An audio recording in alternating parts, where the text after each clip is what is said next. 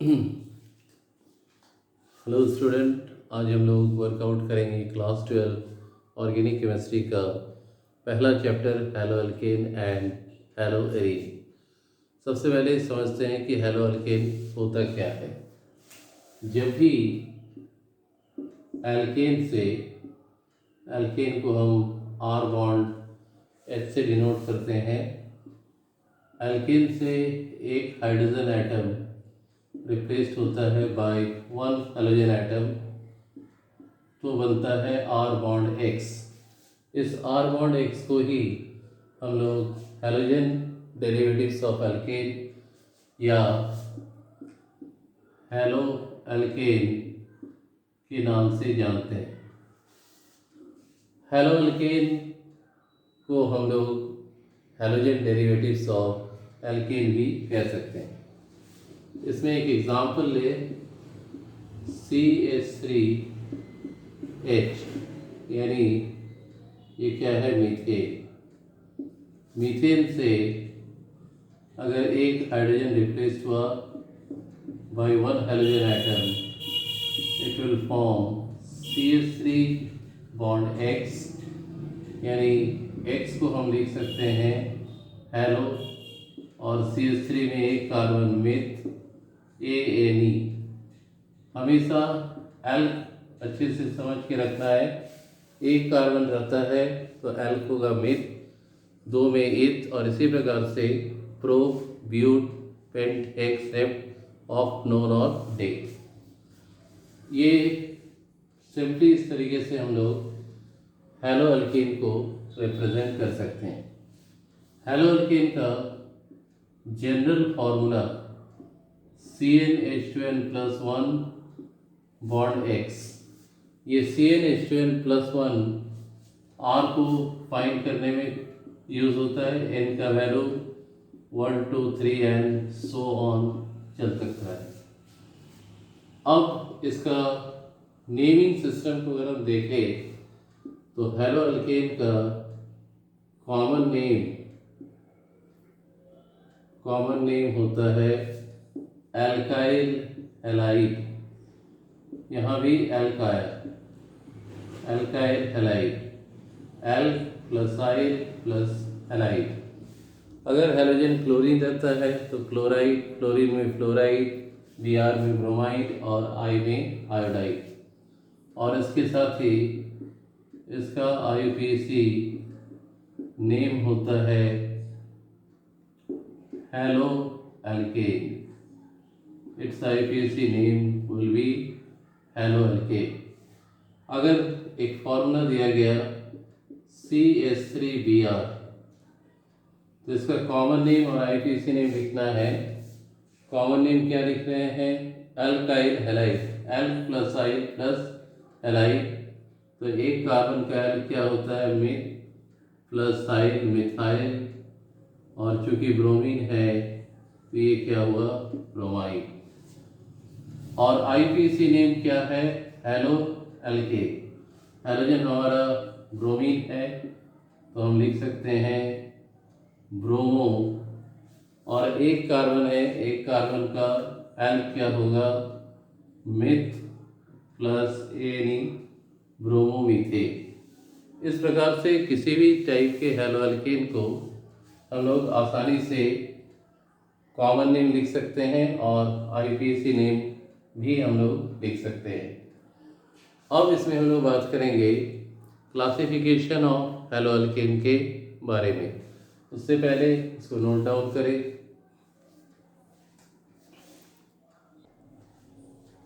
तो classification of hello alkane किस तरीके से किया जाता है। सबसे पहला पार्ट है classification based on halogen atom, यानी दिया हुआ हेलो अल्केन में कितने हेलोजन एटम प्रेजेंट है। अगर एक हेलोजन रहता है तो मोनो हेलो अल्केन, दो हेलोजन में डाई हेलो, और तीन में ट्राई हेलो।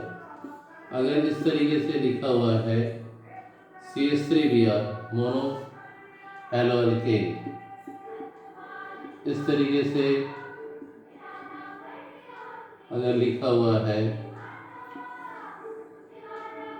दो हैलोजन, तो यहाँ पर डाई हैलो अल्केन। और अगर 3 हैलोजन लिखा हुआ है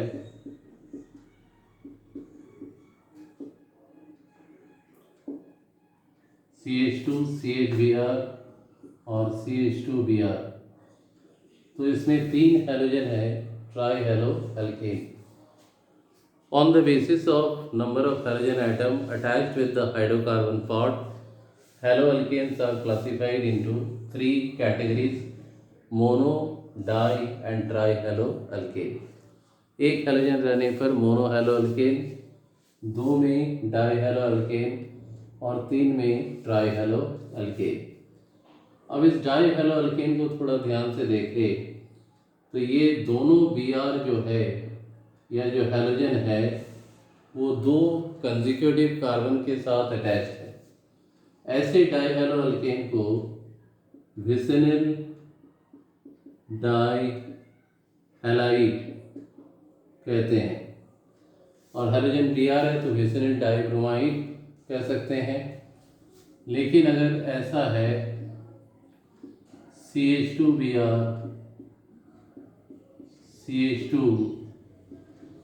CH2Br, ये भी क्या है, डाई हैलोअल्केन है, लेकिन 2 रेगुलर कार्बन के साथ हैलोजन अटैच नहीं है, तो इसको हम लोग कह सकते हैं सिंपल डाई हैलाइड।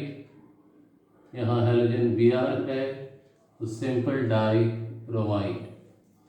एक और एग्जांपल ध्यान से देखो, अगर इस तरीके से हैलोजन कुछ भी ले सकते हैं दिया हुआ है, तो ये भी क्या है, डाई हैलोअल्केन, क्योंकि 2 हैलोजन है। लेकिन फ़र्क क्या है, ये एक ही कार्बन के साथ दोनों हैलोजन अटैच्ड है, तो ऐसे को हम लोग कहते हैं जिम डाई हैलाइड। Br है तो जिम डाई ब्रोमाइड।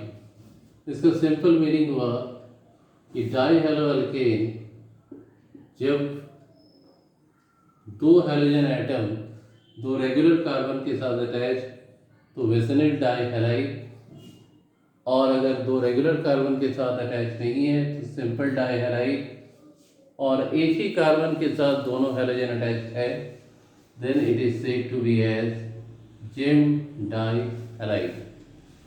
तो classification on the basis of number of halogen atom attached with the hydrocarbon part, haloalkanes are classified as monohaloalkane, dihaloalkane and trihaloalkane. Now there is another type of classification which is classification based on alkyl group।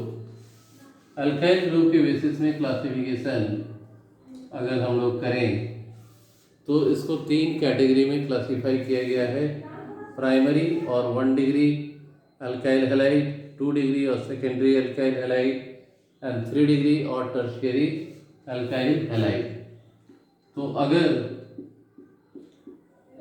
Halogen CH2 के साथ जुड़ा हुआ रहे तो इसको कहते हैं 1 degree या प्राइमरी अल्काइल हैलाइड।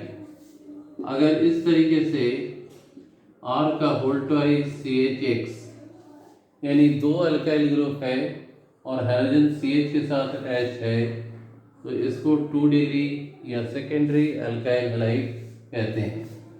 और इसी तरीके से R का whole thrice C(X) halogen carbon के साथ अटैच हो तो इसको 3 डिग्री या टर्शियरी अल्काइल हैलाइड कहते हैं। और ये तीनों जो है किस तरह का हैलोअल्केन है, मोनो हैलोअल्केन, क्योंकि सब में एक हैलोजन एटम अटैच है। इसको एक और तरीके से डिफाइन कर सकते हैं कि if there is 1 alkyl group in a given alkyl halide then it is said to be as primary और 1 डिग्री अल्काइल हैलाइड और haloalkane. Similarly in case of 2 alkyl group attached with the hydrocarbon part, then it is said to be as secondary or 2 degree alkyl halide. Similarly, in case of having 3 alkyl group for a given alkyl halide or haloalkane, then it is said to be as 3 degree or tertiary alkyl halide. लेकिन tricks याद रखना है, halogen CH2 के साथ attach तो 1 degree, CH के साथ attach तो 2 डिग्री और C के साथ अटैच तो 3 डिग्री हैलोअल्केन। इसके अलावा हम लोग अनसैचुरेटेड हैलाइड भी यहाँ पर देख सकते हैं। अनसैचुरेटेड हैलाइड में सबसे पहले है allyl halide. Allyl halide, allyl को represent H2C double bond CH single bond CH2X, ये हो गया एलाइल हैलाइड, यानी जो हैलोजन हाइड्रोकार्बन पार्ट के साथ अटैच्ड है उसमें क्या होगा, अनसैचुरेशन। और ध्यान से देखो यहाँ एक CH2 के साथ अटैच्ड है, मीन्स ये 1 डिग्री हैलाइड की कैटेगरी में आता है। Similarly vinyl halide,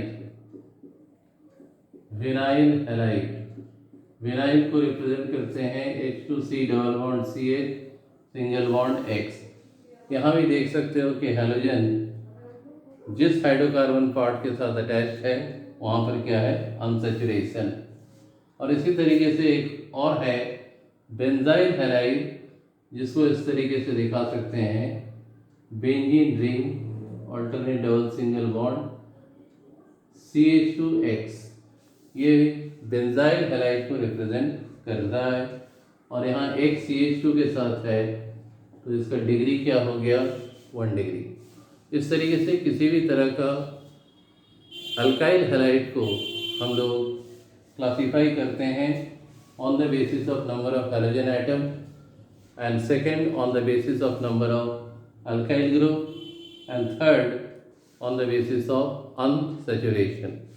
I hope कि ये पर्टिकुलर क्लास आप सभी को अच्छे तरीके से समझ में आ गया होगा। In our next class we'll talk about IUPAC naming for haloalkane. Till then, thank you and goodbye.